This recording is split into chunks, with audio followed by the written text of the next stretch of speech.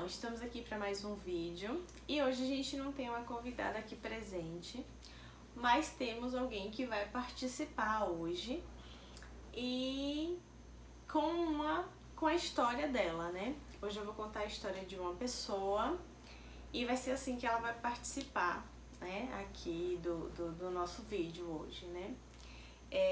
Hoje a gente vai falar sobre relacionamentos abusivos e a vulnerabilidade de violências que a gente sofre. Nós mulheres sofremos essa distinção de gênero dentro da sociedade, né? Desde sempre, né? Simplesmente pelo fato da gente nascer mulher, né? Isso acontece desde muito tempo atrás.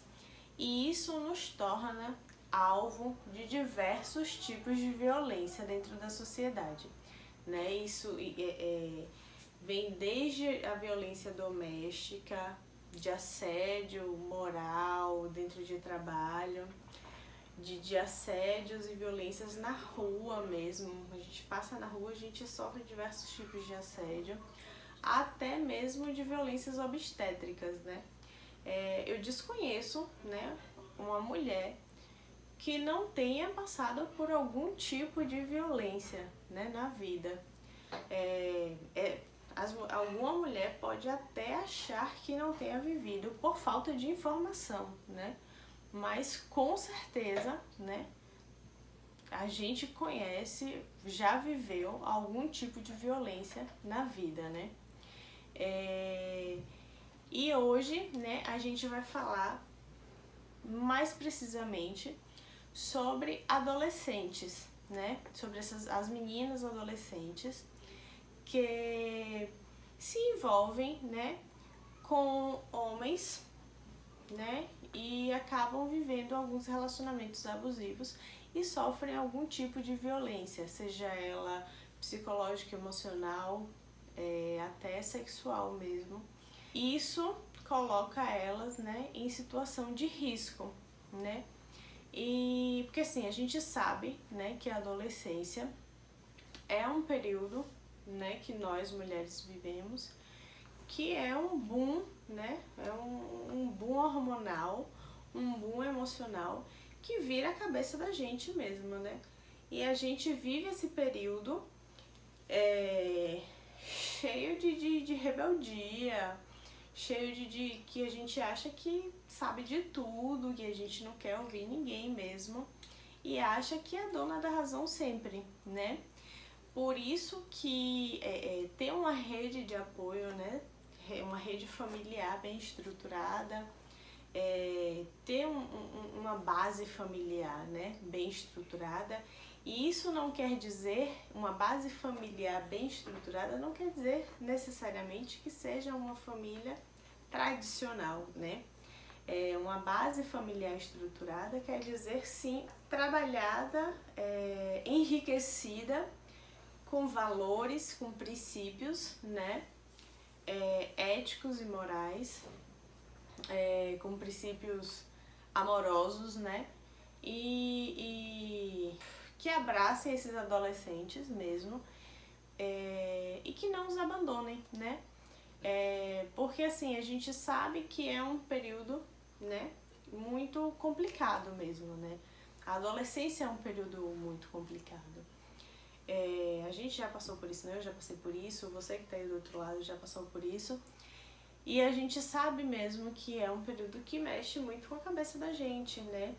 A gente vive, né? A gente quer viver várias coisas ao mesmo tempo e a gente acha que sabe de tudo, né? E a gente não quer ouvir pai, não quer ouvir mãe, não quer ouvir conselho, não quer ouvir ninguém, né? Quando na verdade é um período que a gente precisa ouvir, mas também é um período que a gente precisa vivenciar, né, experiências para aprender também, mas tudo necessita de cautela, né? E diante disso eu vou trazer para vocês, né, uma história de uma prima minha, né, que viveu há uns anos atrás um relacionamento e que trouxe para ela diversos traumas, foi um período muito difícil, né? E foram traumas assim que a gente conversando recentemente, eu descobri que tipo, foram traumas que ela não se sente nem à vontade de retornar, né, à cidade na qual ela morava, né? E isso é muito difícil, né? Assim, na época ela tinha 14 para 15 anos e ela se envolveu com um homem, né? Bem mais velho que ela, por volta de 27 anos, mais ou menos. E assim, o homem sufocava muito ela, né? Eles eram da igreja e ele não permitia, né, que ela tivesse amizade com outros homens, né, com outros rapazes, que nem que conversasse com outros rapazes. Ele não permitia que ela conversasse, né, com as amigas na porta de casa, se ele não estivesse presente, né, que ela saísse com as amigas. Ela só podia sair com ele, né? Então a vida dela, né, se tornou apenas, né, para ele, né? Ficou voltada apenas para ele. Eles se relacionaram acho que uns 4 anos, mais ou menos. E durante esses 4 anos foi voltado apenas para ele.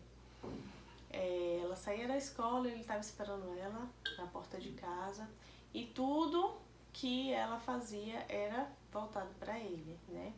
E assim, dentro da adolescência, a gente sabe, né, que, né, o homem ele tem essa coisa de ludibriar a mulher, né?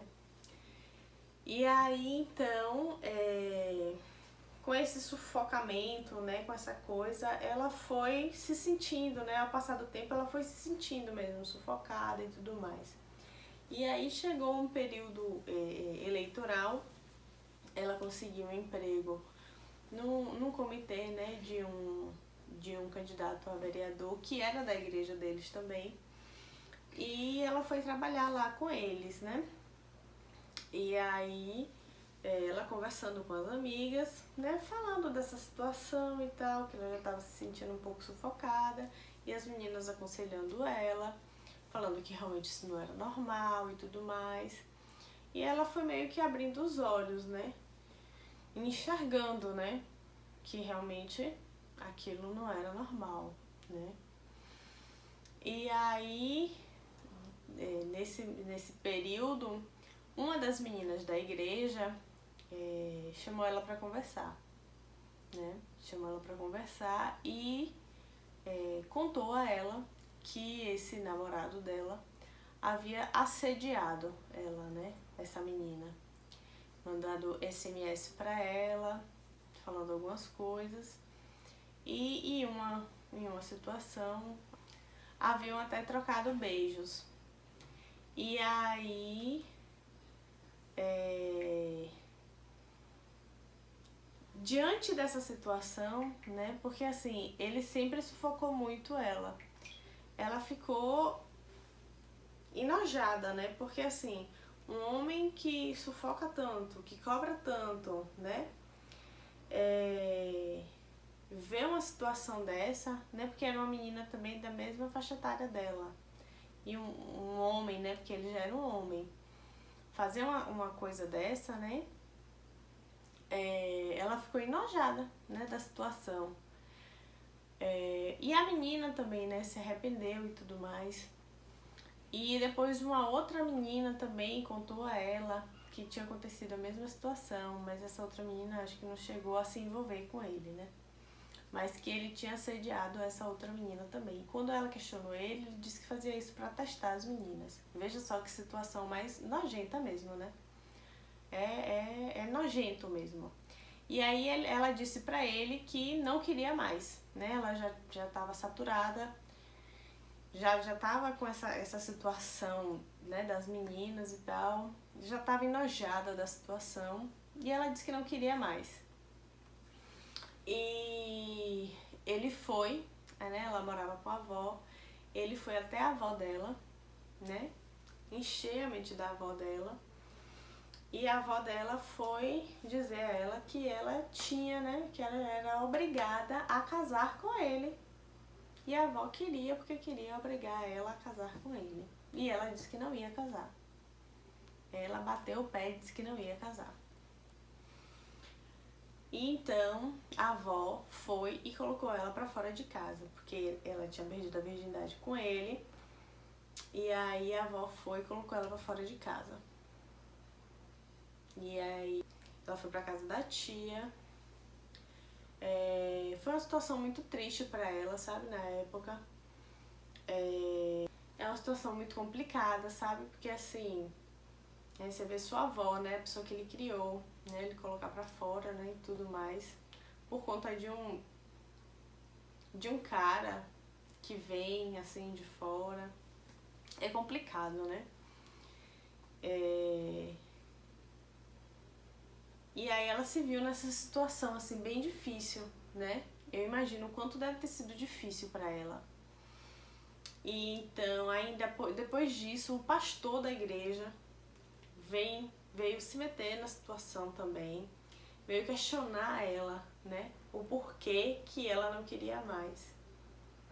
Veja bem, né? O pastor da igreja veio questionar ela por que ela não queria. Ela não podia simplesmente não querer mais. E ainda tem o olhar de julgamento da sociedade, né? Porque durante tudo isso ainda tinha as outras pessoas que olhavam pra ela e diziam: não, ela tá traindo ele. Ela tá traindo ele. E aí tem outras coisas por trás.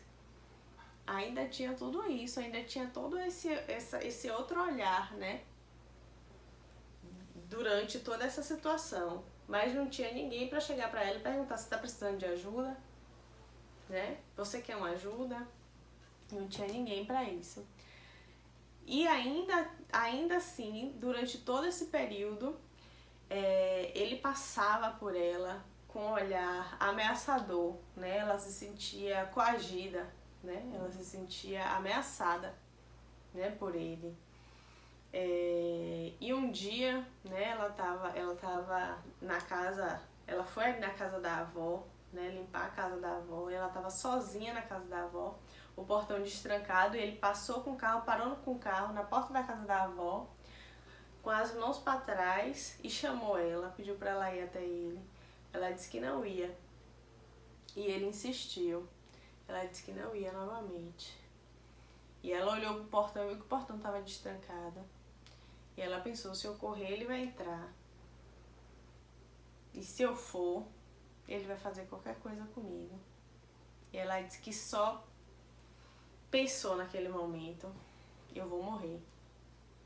Ele vai me matar.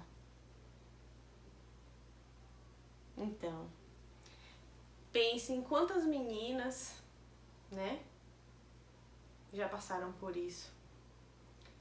A única reação que ela teve nesse momento foi caminhar até a frente da casa, como quem ia em direção a ele, e chamar o tio. Ela chamou o tio, ele entrou no carro e foi embora. Mas o que poderia ter acontecido, né? Ela se safou dessa, né? Depois disso ela foi embora da cidade, né?